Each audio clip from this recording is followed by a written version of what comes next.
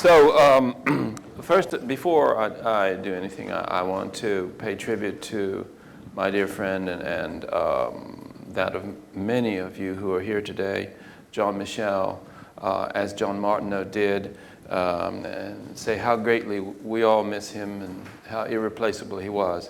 But you know who's moving up into that slot very fast is John Martineau.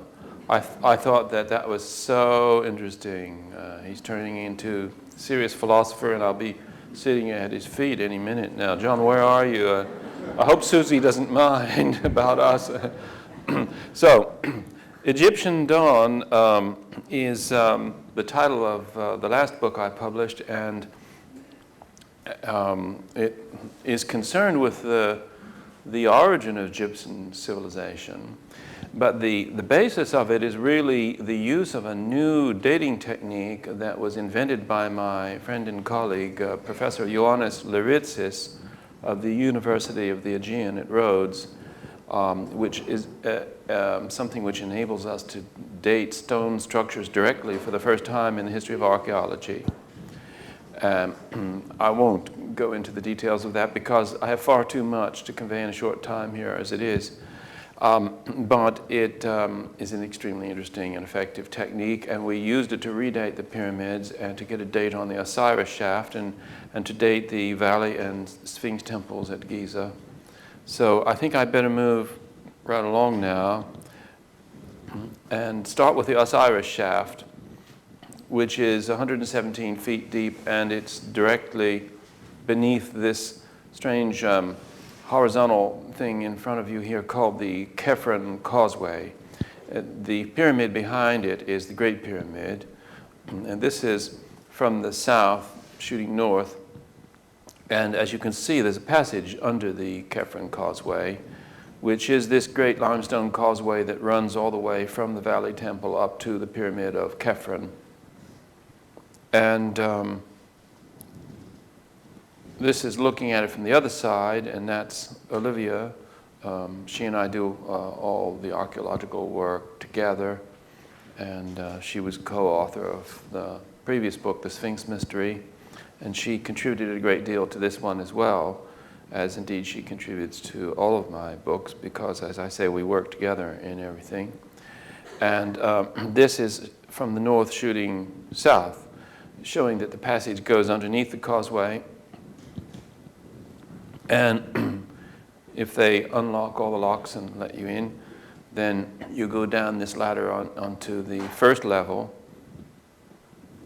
And this is looking the other way on the first level. Then this is the way down to level 2. Now this is 75 feet, and it's a bit intimidating in the sense that because there's water at the bottom, the ladder is wet and very slippery. You feel as if you could very easily lose your grip and down you would go. And also, I don't know when this was installed, I think in the 40s by Salim Hassan, but these two ladders, they kind of,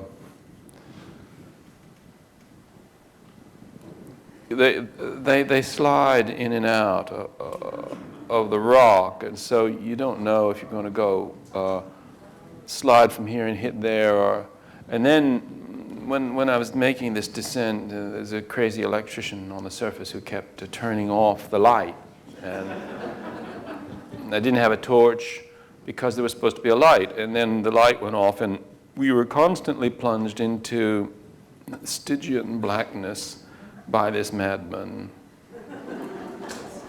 including halfway down that ladder.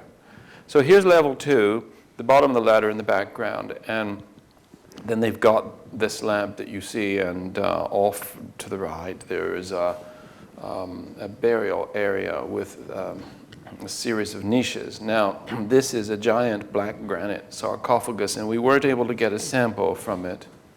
I suppose it weighs about 40 tons.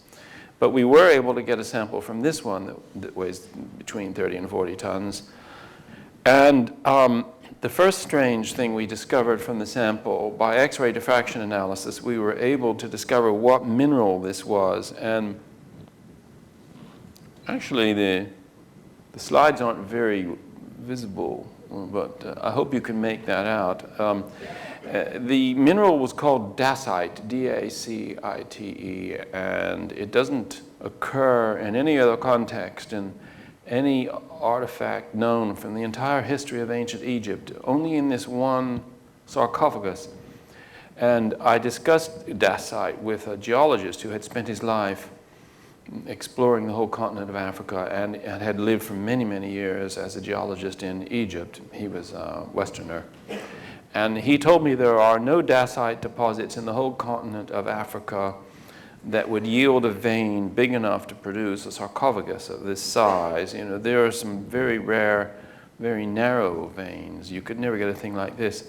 And so what that means is that this strange sarcophagus had to have come from outside the continent of Africa, and that means that it was brought into Africa down from the delta, had to come from the other side of the Mediterranean somewhere. I haven't really researched dacite deposits in Europe, so I don't know where it came from, but it did not come from Egypt or anywhere in Africa. Now, we dated it, and we got a very early date that could be pre-dynastic, and so we couldn't date the shaft directly, but we could date two of the sarcophagi, and therefore it proves this is an extremely ancient shaft. This is another view of it. Of course, these sarcophagi were empty, robbed long ago in antiquity, and that is Ioannis with one of his gadgets. And he has to take gamma radiation readings everywhere to get what he calls the dose rate, which he uses in his calculations. And he used to be a nuclear physicist, and that's how he was able to invent this strange technique for dating stone. And this is the ladder that leads to level 3. That's quite a short descent of only 30 feet.